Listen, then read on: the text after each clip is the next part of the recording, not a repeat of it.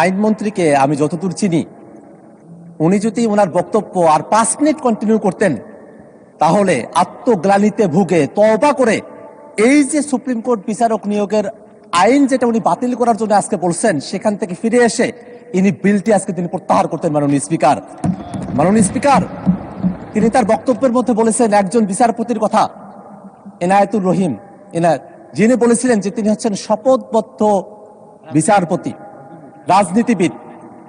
এই যে শপথবদ্ধ রাজনীতিবিদ তৈরি হলো, খায়রুল হকের মতো বিচারপতি তৈরি হলো, মানিক চোরা শব্দটা এখানকার জন্য অশোভনীয় হতে পারে, কিন্তু বাইরে এই শব্দটা এইভাবেই চলছে।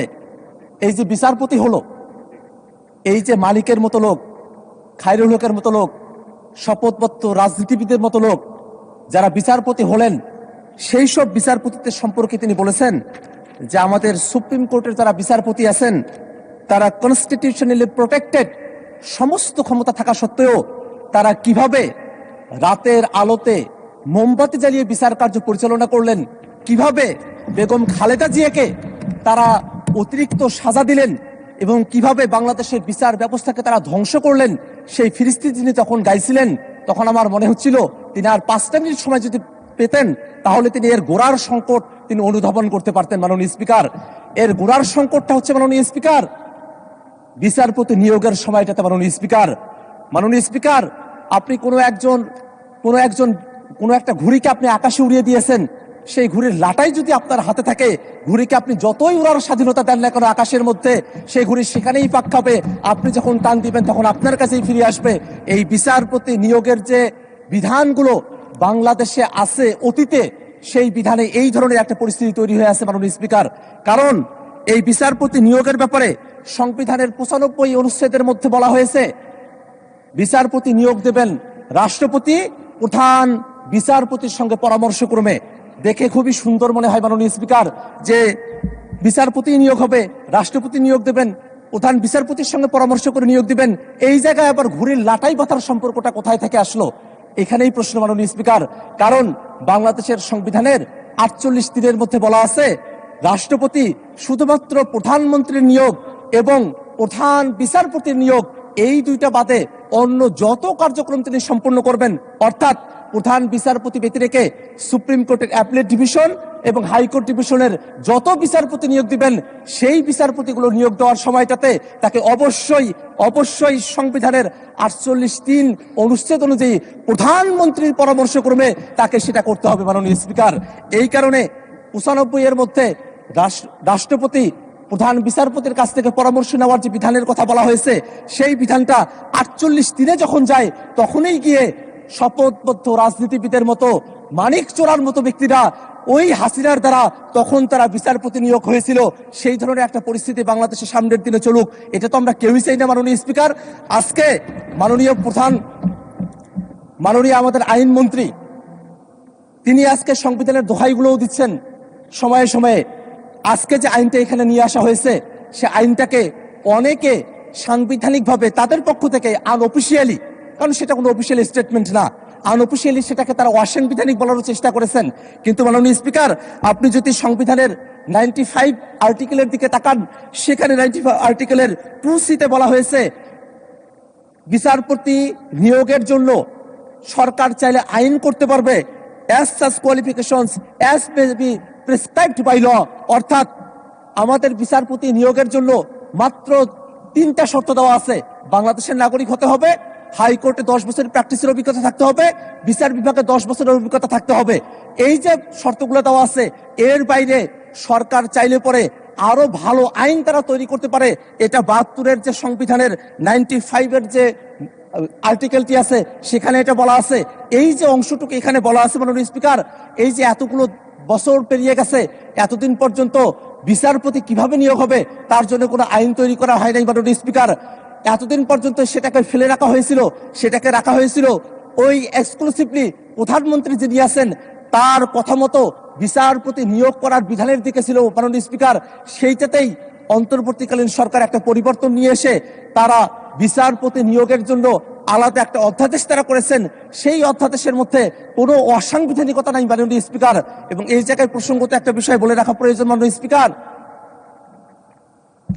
এই অধ্যাদেশটা যখন পাশ করা হলো সেই সময়টাতে আমি জানি না এটা বলা শোভন হবে কিনা, আমাদের বর্তমান এই হাউজের মাননীয় ডেপুটি স্পিকার জনাব কায়সার কামাল তিনি একটা রিটের শুনানিতে উপস্থিত হয়েছিলেন, যে রিটটা আমাদের বিএনপির বন্ধুরা তখন করেছিলেন।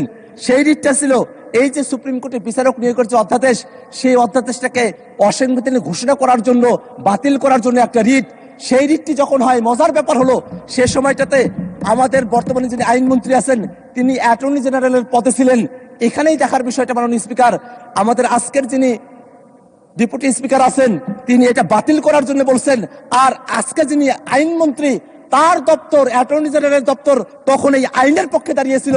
এবং সেই সময়টাতে আমাদের বিচারপতি আকরাম তার যে বেঞ্চ, সেই বেঞ্চ কিন্তু সেই সময়টাতে সামারিলি এটাকে রিজেক্ট করেছিল, একটা রায় দিয়েছিল। তারা বলেছিল পর্যবেক্ষণ সহকারে একটা রায়, যে এই যে আইনটা হয়েছে সে আইনে কোনো অসাংবিধানিকতা নেই। মাননীয় স্পিকার, আমরা যদি এই আইনটার দিকে একটু তাকাই মাননীয় স্পিকার, এই আইনের মধ্যে একটা কাউন্সিল করার কথা বলা হয়েছে। সে কাউন্সিলের চেয়ারপারসন হবেন আমাদের যিনি প্রধান বিচারপতি আছেন, তিনি নিজেই এটার প্রধান থাকবেন। এবং এই কাউন্সিলে অ্যাপিলেট ডিভিশনের একজন সিনিয়র জাজ থাকবেন, হাইকোর্ট ডিভিশনের দুইজন সিনিয়র জাস্টিস থাকবেন, আরো থাকবেন আইনের অধ্যাপক, অ্যাটর্নি জেনারেল থাকবেন, সেখানে সাবেক বিচারপতিও একজন থাকবেন। এখানে দেখার বিষয় হলো এখানে কয়েকটা জিনিস আছে যেটা অটোমেটিক্যালি হতে হবে। হাইকোর্টের এবং সুপ্রিম কোর্টে অ্যাপিলেট ডিভিশনের যারা সিনিয়র মোস্ট জাজেস আছেন তারা অটোমেটিক্যালি হবেন, কিন্তু আইনের যিনি অধ্যাপক এবং যিনি সাবেক একজন বিচারপতি, সেটা কিন্তু প্রধান বিচারপতি এটা নিয়োগ দিতে পারবেন। এই যে একটা কাউন্সিল করা হবে, সেই কাউন্সিলটা কিন্তু কোনোভাবেই সংবিধানের সাথে সাংঘর্ষিক না মাননীয় স্পিকার। কারণ এই আইনের 3 ধারার মধ্যে স্পষ্ট করে বলা আছে মাননীয় স্পিকার, যে এই যে কাউন্সিলটা গঠন করা হচ্ছে সেটা প্রধান বিচারপতিকে, রাষ্ট্রপতিকে পরামর্শ প্রদান করার জন্য যে ক্ষমতা দেওয়া হয়েছে, সেই ক্ষমতাকে সহযোগিতা করার জন্য এই কাউন্সিলটা গঠন করা হয়েছে মাননীয় স্পিকার। এবং এই কাউন্সিলে কিছু শর্তের কথা বলা হয়েছে, কিছু যোগ্যতার কথা বলা হয়েছে, যে যোগ্যতাগুলো অতীতে কখনোই এটাকে পরিপালন করা হয় নাই। সে কারণে ওই রকম শপথবদ্ধ রাজনীতিবিদের মতো, ওই রকম মানিক চোরার মতো বিচারপতি তৈরি হয়েছিল মাননীয় স্পিকার। কারণ এই আইনের মধ্যে সুন্দর করে বলা আছে অন্তত 45 বছর বয়স হতে হবে, একটা বয়সের ভারিক্কি থাকা প্রয়োজন আছে। আরো বলা আছে শিক্ষাগত যোগ্যতার কথা, চারিত্রিক গুণাবলীর কথা, তার প্রকাশনা আছে কিনা, এরকম অসংখ্য এখানে ক্রাইটেরিয়া দেওয়া আছে, যেটা অত্যন্ত একটা ভালো আইন। সে ভালো আইনটাকে কেন আজকে এখানে এসে বাতিল করার কথা বলা হচ্ছে মাননীয় স্পিকার, সেটা আমাদের বুঝে আসে না মাননীয় স্পিকার। এখানে আরো একটা বিষয় বলে রাখা প্রয়োজন, এই যে আইনটি আছে মাননীয় স্পিকার, এখানে কাউন্সিল তারা একটা সিদ্ধান্ত গ্রহণ করবেন, যে কাউন্সিলের প্রধান হচ্ছেন প্রধান বিচারপতি। তারা সিদ্ধান্ত গ্রহণ করার পর রাষ্ট্রপতির কাছে পাঠানোর পরে রাষ্ট্রপতি যদি কোনো আপত্তি দেন, তাহলে সেটাকে নতুন করে বিবেচনা করার সুযোগও এই আইনের মধ্যে রাখা আছে মাননীয় স্পিকার। এত সুন্দর একটা আইন করা হয়েছে, সে আইনটাকে কেন, কোন যুক্তিতে আজকে বাতিল করে দেওয়া হবে, সে যুক্তির ব্যাপারে এখানে বলা হয়েছে।